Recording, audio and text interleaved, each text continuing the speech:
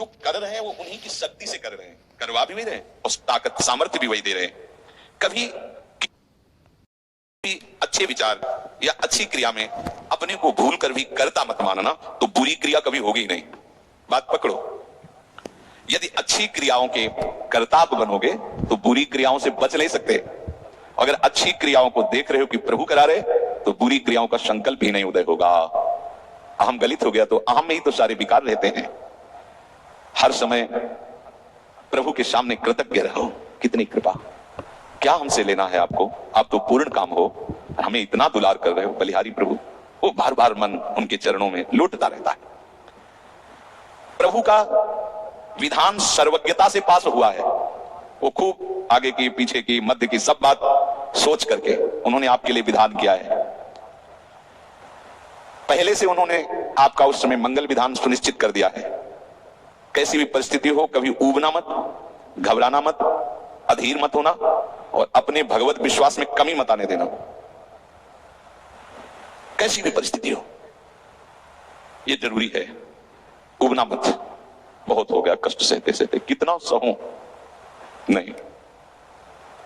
ये अगर ऐसा आ रहा है तो भी आप भगवत आश्रित नहीं हुए। नहीं, ऐसा आ ही नहीं सकता। बड़ा आनंद आता है, कष्ट में बड़ा आनंद आता है। पूरा का पूरा मन, इंद्रियां केवल प्रभु में होती है, क्योंकि कष्ट में कोई विषय की इच्छा तो होती नहीं किसी को भी। भारी पीड़ा है तो सब उसी में होती है। जिसने अभ्यास किया है भगवत चिंतन का, आश्रय है प्रभु का, तो कष्ट में भाग के कहां जाएगा, उसी में तो एकदम तन्मय हो जाता है मन इंद्रिया। आज जो आप भागवती का अभ्यास करते हो तो आपको पूर्वाभ्यास परेशान करता है ना, विषय चिंतन। और जिसने पूर्व में खूब भजन किया है तो आज विषयों के बीच में भी हो तो उसका भजन कैसे रुक जाएगा, सोचो जरा। आज आप खूब भजन की चेष्टा कर रहे हो पर पूर्वाभ्यास आपको विघ्न पहुंचा रहा है ना। ऐसे ही यदि आपने भजन का अभ्यास किया तो वर्तमान में कैसी भी दुखद विषयमयी कैसी भी परिस्थिति हो, वो कैसे रुक जाएगा।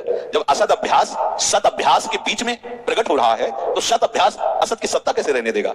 इसीलिए जो भजन परायण जन होते, भारी से भारी विषम परिस्थिति में भी हर समय भजन करना नहीं होता, भजन नृत्य करता है, वो निहाल हो जाता है। सुख किसे कहते तब आप जानेंगे, सुख का परिचय तब आप जानेंगे जब इतना भरोसा हो कि कैसी भी परिस्थिति हो उबना नहीं, घबराना नहीं, अधीर मत होना और विश्वास में कमी मत आने देना।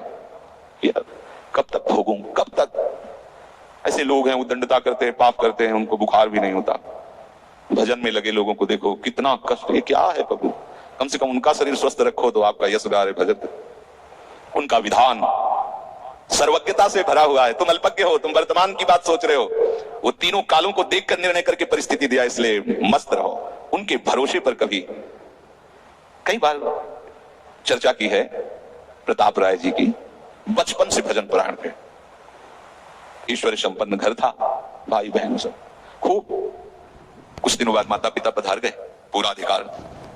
ऐसे भजन में डूबे रहते कि उनका व्यापार था कि जैसे कोई धन लेने के लिए आया तो उसके लिए कुछ गिरवी रखना होता था, आभूषण आदि, और जितनी आवश्यकता है आप धन ले जाइए और जब धन मिल जाए तो ब्याज सहित उसमें रख जाना और अपना सामान ले जाना। एक बक्सा रखा रहता था और वो आप माला लिए हर समय भजन करते थे। बड़े वास्तविक आंतरिक वृत्ति से प्रभु में लगे थे। और उनकी कुल परंपरा का ये व्यापार था। जैसे सदन जी की कुल परंपरा तो कुछ गृहस्थ ऐसे महापुरुष जो अपने, भगवान भी कहते पर धर्मो भयावहा सुधर्मो निधनो श्रेया पर धर्मो, वो जो वहां का काजी था उसने देखा कि बिना किसी प्रयत्न के बड़ा आनंद इनके चल रहा है। तो जलन होती, जो भगवत विरोधी जन, विमुख जन होते हैं तो जलन होती है। इसको दूसरे रूप में हम कह सकते हैं कि प्रभु अब उनके भजन का फल देना चाहते थे। दोनों बातें, परिणाम जान गए हैं इसलिए हम कह रहे हैं प्रभु उनके भजन का फल देना चाहते थे। और वो वर्तमान से देखो तो वो द्रोही थे, भगवत द्रोही जन। 3 लोगों ने काजी से मिलकर कहा बड़ा सुख लूट रहा है, हम जाके देखा है बढ़िया काम बन जाए। वो देखता भी नहीं कि बक्से में क्या रखा गया। ठीक, तो कुछ कंकड़ ऐसे झोली में, पहले थैली टाइप की झोली होती, गए प्रणाम किया और कहा हमें 10,000 रुपए की आवश्यकता है, यहाँ लिखो।